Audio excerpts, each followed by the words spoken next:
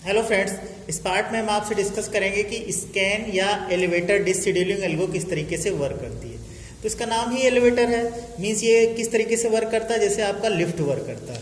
Lift आपका क्या करता है, ग्राउंड सपोज कीजिए ये आपकी कोई बिल्डिंग है 3 फ्लोर की, तो लिफ्ट क्या करेगा, ग्राउंड से 3rd फ्लोर अप डाउन करता रहेगा और बीच में जो भी आपके पैसेंजर मिलेंगे उनको ड्रॉप करता जाएगा। लेकिन लिफ्ट का मूवमेंट कैसे रहेगा, ग्राउंड फ्लोर से 3rd floor. Means scan algo में आपका क्या होगा कि जो हमारा हेड होगा वो एक एंड से दूसरे एंड तक मूवमेंट करता रहेगा। बीच में आपके जो भी रिक्वेस्ट मिलते जाएंगे वहाँ पे रीड या राइट ऑपरेशन परफॉर्म करता रहेगा। ये काफ़ी इजी एल्गो है, इसमें ज़्यादा कुछ शेड्यूलिंग के लिए ज़्यादा कुछ ओएस को करना नहीं है। सिर्फ हेड का मूवमेंट क्या करेगा, एक एंड से दूसरे एंड तक होता रहेगा। बीच में जो भी हमारे रिक्वेस्ट रीड राइट के मिल रहे हैं उसको क्या करता जाएगा, फुलफिल करता जाएगा। जैसे फॉर एग्जांपल यहाँ पे हमने एक क्वेश्चन लिया है, हमने गिवन क्या है कि इनिशियली हमारा हेड कहाँ पे है, 50 पोजीशन पे, मीन्स यहाँ पे। दूसरी इसमें एक चीज़ और गिवन रहेगी कि करेंटली हमारा हेड का मूवमेंट किधर है। अगर हेड का मूवमेंट इसमें क्या गिवन है कि करेंटली हेड जो के हायर वैल्यू की तरफ मूव कर रहा है, मीन्स इस डायरेक्शन में जा रहा। तो आप जैसे लिफ्ट में चलते हैं उस तरीके से चलते जाइए, बीच में जितने भी रिक्वेस्ट आपको मिलते जाए उनको क्या करते जाइए, फुलफिल करते जाइए। मीन्स 50 के बाद आपको कौन सी वैल्यू मिल जाएगी, 62 के बाद कौन सा ट्रैक मिल जाएगा, 64 के बाद अगला ट्रैक आपका क्या मिल गया, 95 के बाद अगला ट्रैक क्या मिल गया, 119 के बाद अगला ट्रैक क्या मिल गया, 123, 180 और एंड तक जाना है। मीन्स भले आपकी रिक्वेस्ट लास्ट तक ना हो लेकिन आप कहाँ तक जाएंगे, एंड तक। मीन्स कहाँ तक गए, 199 तक गए, फिर वापस चलेंगे। अब जो रिक्वेस्ट बचे हैं उनको फुलफिल करेंगे, तो अगला रिक्वेस्ट हमारा कहाँ पे आएगा, 34 पे आएगा, तो यहाँ पे गए। देन लास्ट आपका कौन सा बचा है, 11, यहाँ पे गए। तो इस तरीके से इस पर्टिकुलर सिनारियो के लिए आपका रिक्वेस्ट फुलफिल करेगा। ध्यान ये देना है कि यहाँ पे आपको नेक्स्ट एंड तक नहीं जाना। मीन्स आपका हेड तो ऐसे इस एंड से एंड तक मूव करता रहेगा, लेकिन इसके बाद की वैल्यू हमको कंसीडर नहीं करनी है। क्यों नहीं कंसीडर करनी है, क्योंकि ये एक स्टैटिक प्रॉब्लम है। इसमें हमें ये सारे रिक्वेस्ट पे इस सारे ट्रैक्स पे रीड राइट ऑपरेशन करना था, और जब हम सारे जितने गिवन हैं उतने सारे ट्रैक्स पे रीड राइट ऑपरेशन परफॉर्म कर दे रहे हैं, तो उसके बाद का जो भी मूवमेंट होगा वो हमारा काउंटेबल नहीं होगा, क्योंकि हेड तो आपका यहाँ से लेके यहाँ तक हमेशा मूव करता रहेगा। तो आप कहाँ तक काउंट करेंगे, आप तब तक काउंट करेंगे जब तक कि आपके सारे ट्रैक्स पे रीड राइट ऑपरेशन हो न जाए।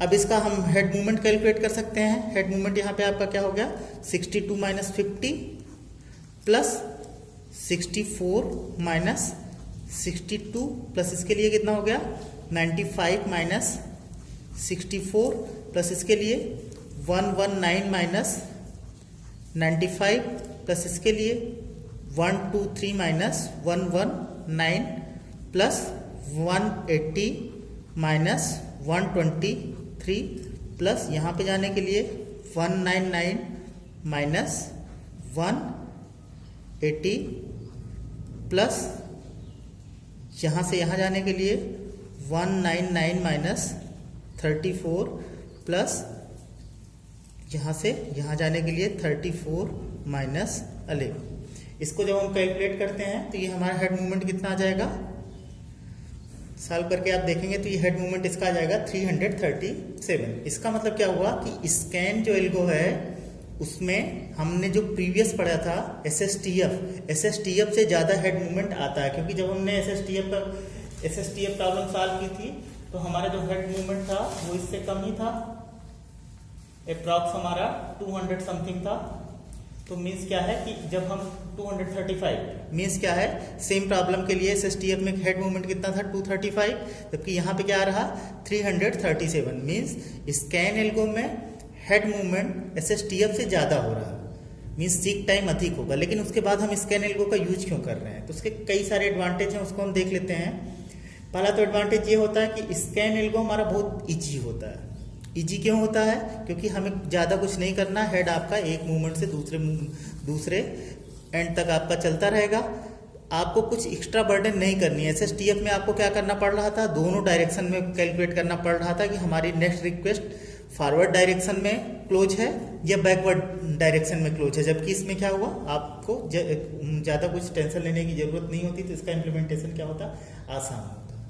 दूसरी चीज, हमने जब एसएसटीएफ एल्गो पढ़ी थी तो हमने देखा था वहाँ पे स्टारवेशन की प्रॉब्लम आ जाती थी। स्टारवेशन की प्रॉब्लम क्यों होती है, हम कई बार डिस्कस कर चुके हैं कि स्टारवेशन तभी आता है जब आपका एल्गो क्या हो, बायस्ड हो।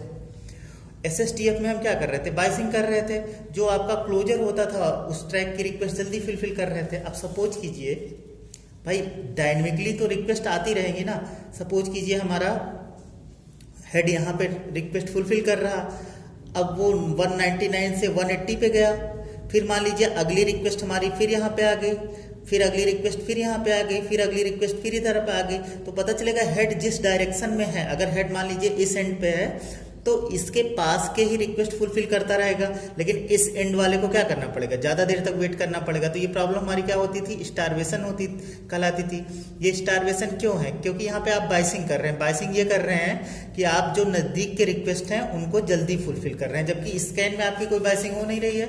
हेड आपका इस डायरेक्शन से इस डायरेक्शन, इस डायरेक्शन से इस डायरेक्शन आपका वेट कर रहा है, मूव कर रहा है। जो भी रिक्वेस्ट आ रही है वो क्या हो रही है, फुलफिल हो जा रही हैं। तो इसका मतलब इसका सेकंड जो एडवांटेज है, इजी इंप्लीमेंटेशन के साथ इसमें क्या है, स्टारवेशन नहीं होता। और वेरिएंस की अगर बात करें तो वेरिएंस इसका एसएसटीएफ से कम होता है। वेरिएंस मीन्स हमने बताया था, वेरिएंस क्या होता है कि जो वेटिंग टाइम का गैप है वो कितना डिफर करेगा।